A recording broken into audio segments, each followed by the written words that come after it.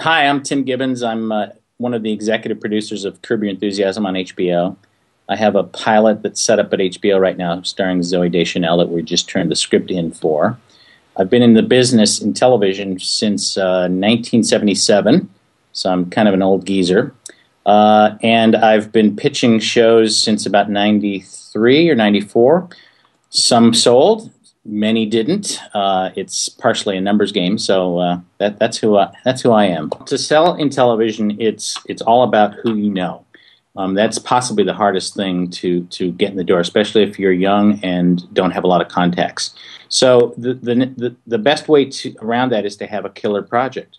And if you think your project is great, if it's based on a book, based on a script, based on somebody's life story, get the rights to that. If you've created it yourself, that's fine. But if it's a book, let's say, you think would be a great TV series, you need to get in touch with the writer and work out an arrangement where you have an option on their product so that they can't go sell it for 6 months, let's say, and that you can go sell it for that 6 months. If you get the option then for that product, then you now have something to actually say it's more than just an idea. If it's your own script, make sure it's a good script. Get it read by as many people that are in the business or near the business or somewhat in the business as possible, and get those notes back so that it's readable. One of the main things I would do is educate yourself on what scripts look like. And there's a lot of sources online, and you can get a lot of great scripts for great shows. And read as many as you can, because you want to know what a bad script is, and you want to know what a good script is. So I would say arm yourself with that. As far as actually pitching a show, again, getting in the door is sometimes the hardest thing. If you don't have a lawyer, don't have an agent, it becomes a 6 degrees of separation. Who do I know somewhere that I can get in the door with? That's kind of the warm up to it, is really to prep your material. It's much better to have something to show them, meaning a script or a book, than to just say, hey, I've got a great idea for a show.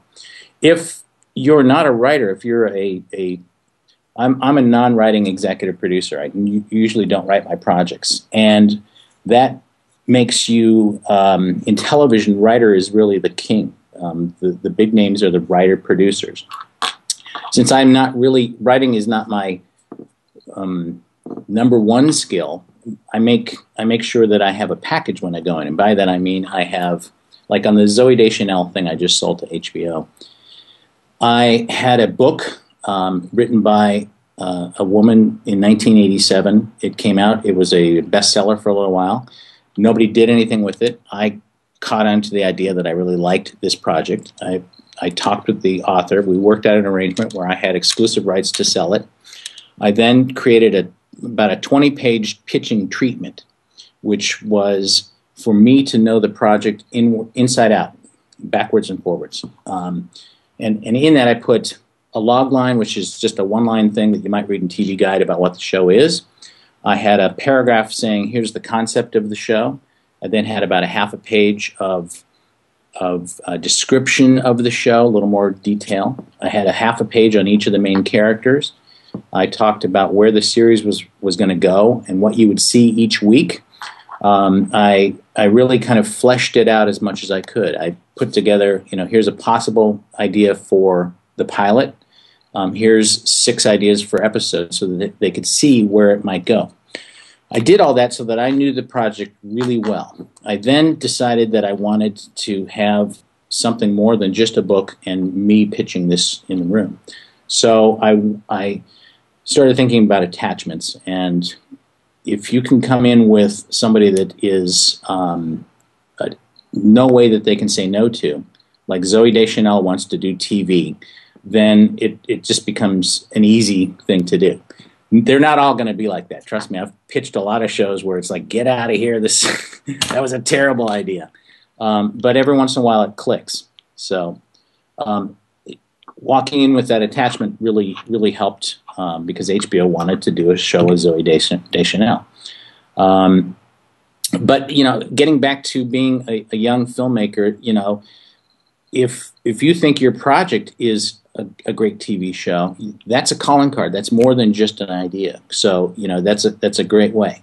If your project is something that you would use just to show your directorial skills or writing skills, that's another way to do it. But really flesh out what the project is in your mind before you try and get that meeting.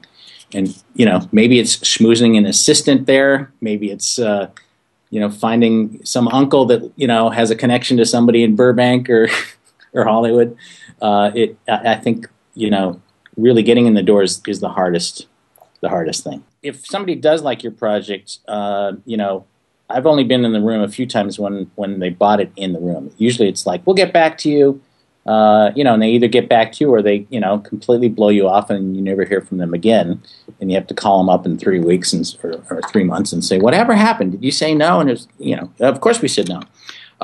But if somebody does like your project, then the real work starts. Like on my HBO project, I started working on it 3 years ago. It took me probably a year to get it into pitching shape. I had set it up at one company. That ended up not working out. So I then thought about the attachment, and I then got Zoe on board in July of last year. We pitched the show to HBO in September. They bought it in the room. And we are just now getting to the point, we had to go through a lengthy writer search, and we're just now getting to the point where we turned in the first draft of the script last week. So it can be a very lengthy process. Other projects of mine have been, we love it, let's do this, we got to get it on the air by, next week. And that's it's difficult either way, I guess. If somebody likes your project, the first thing you're going to need is, what do they want to do with it? If it's a comedy, if it's a drama, whatever. What's the next step? Well, the next step, I guess, is to make sure that you are covered. You need to get an entertainment attorney, start working out a deal. And it's a lot easier, by the way, to get an agent once you've sold something. It's almost impossible to get an agent at the beginning, and you kind of have to have a track record to get that. But hey, if you sell something, you'll have 5 agents, knocking on your door.